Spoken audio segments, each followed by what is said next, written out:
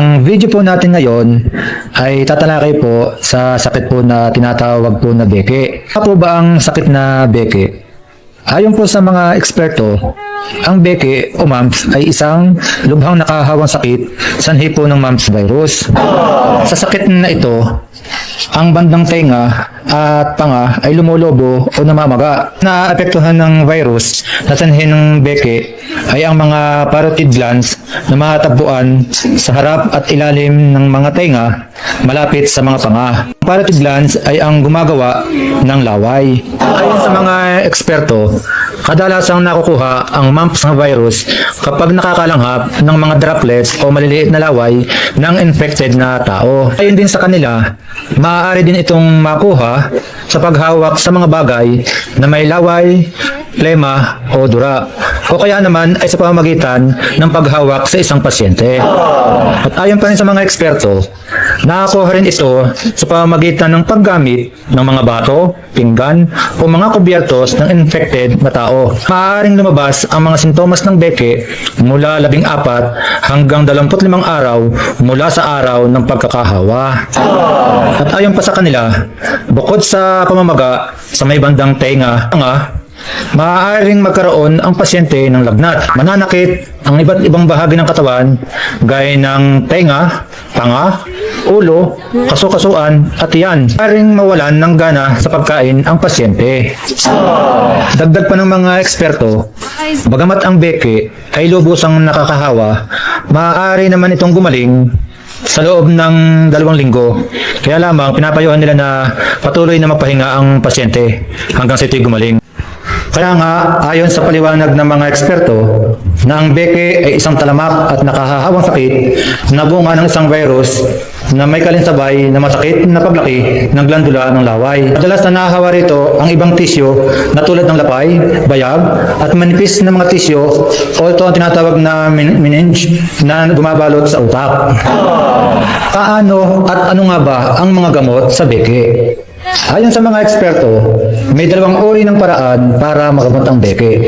At ang una po dito ay ang paggamot sa beke gamit po ang tubig. Ang pangalawa po naman dito ay ang panggamot nga po sa beke gamit naman po ang mga halamang gamot. At ayon po sa mga eksperto, kung tubig po ang gagamitin natin na panggamot sa beke, ipinapayo po nila na ang una po natin gagawin, kuskusing mabuti ng anumang basang sabon na pampaligo ang bahagi na may infeksyon. Nitong matuyo sa loob ng 2 oras. Kapag hindi nagbago ang pangangati, ulitin ito pagkaraan ng 4 na oras. At ang ikalawang paraan, ayon sa mga eksperto, kailangang lapatan ng malamig na pumento ang mga namamagang glandula sa loob ng 30 minuto at ito raw po gagawin natin 3 beses maghapon. At ito naman po ang ikatlong pamamaraan. Ayon po sa mga eksperto, lapatan ng binalot na yelo ang pamamaga sa ilalim ng tenga sa loob ng 30 minuto at gagawin din po natin ito 3 beses isang araw. At ayon pa rin po sa mga eksperto, nakadalasan, lalo na ang mga bata ay nakakaroon po ng lagnat. Kapag po ang mga bata ay nakakaroon po ng lagnat, dala nga po ng pagkakaroon ng sakit na beke, palagi raw pong pupunasan ang may lagnat upang bumaba ang temperatura ng katawan ng may sakit o pasyente.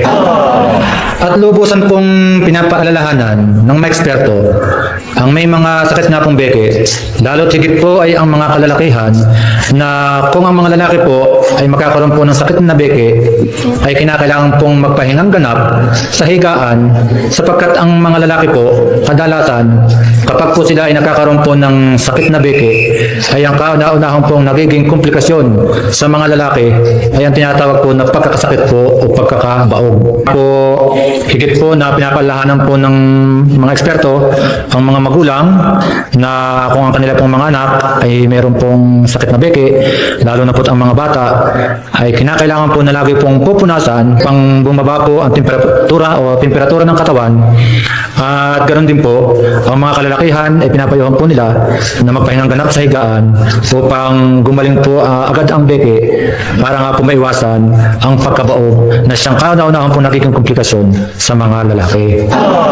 At ang pangalawa pong pamamaraan sa paggamot po ng beke, gamit naman po ang mga halamang gamot. Ayon po sa ating mga eksperto, ang kauna-unahan po nilang inirekomendang halamang gamot ay ito pong tinatawag na makahiya. Gagawin lang po sa makahiya, magligis ng mga dahon hanggang sa maging malapit. Itatapal daw po ang niligis na dahon po ng makahiya sa namamagang bahagi sa ilalim ng tainga. Pagkatapos po ng malamig na pumento na tinapal dito, itatapal daw po ito sa loob ng 30 minuto at ito po ay gagawin 3 beses maghapon. At ang pangalawa pong halamang gamot na siya pong inirekomenda ng mga eksperto na atin na pong nagagamot sa beke ay ang halamang gamot na kung tawagin ay katuray. At ayon po sa kanila, kinakailangan lamang pong magdikdik o magtadtad ng mga dahon ng katuray at ito po'y itatapal sa namamagang glandula sa loob po ng 30 minuto at ito po'y gagawin din po natin 3 beses isang araw. At ayon po sa mga eksperto, ang ikatlong halamang gamot na kanila pong inirekomenda upang gamitin pong panggamot sa sakit po na beke ay ito pong sinatawag na kamyas. Ang gagawin lang po natin sa kamyas, magtadtad ng mga bunga ng kamyas at masahin pong mabuti. Ito po'y itatapal natin sa loob ng 30 minuto at ito naman po'y ating pong gagawin 5 beses sa loob ng isang araw. At bilang paalala po ng mga eksperto na kung ang isa pong tao ay makakasakit na po ng beke at sila po ay magkakaroon po ng lagnat, ipinapayo po ng mga eksperto na gawin din po ng mga pasyente na gumamit po ng halamang gamot na luyang dilaw. At sapagkat ang luyang dilaw nga po ay isa po sa pinakamabisang gamot sa mga lagnat nga po. Tapos sundin lang po natin yung pong pamamaraan sa una pong pinalabas natin na video tungkol po sa paggamit po ng luyang dilaw para nga po magamot ang lagnat.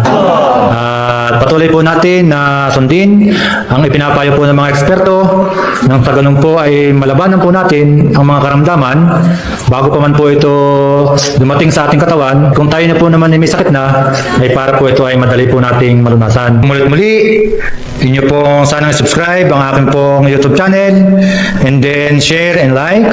Ganyan din po, huwag niyo pong kalilimutan na i-click po ang notification bell para po kayo ma-update sa lahat ko pong i-upload na mga videos.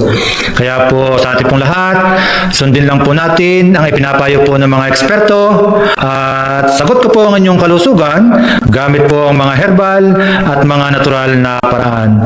Maraming salamat po.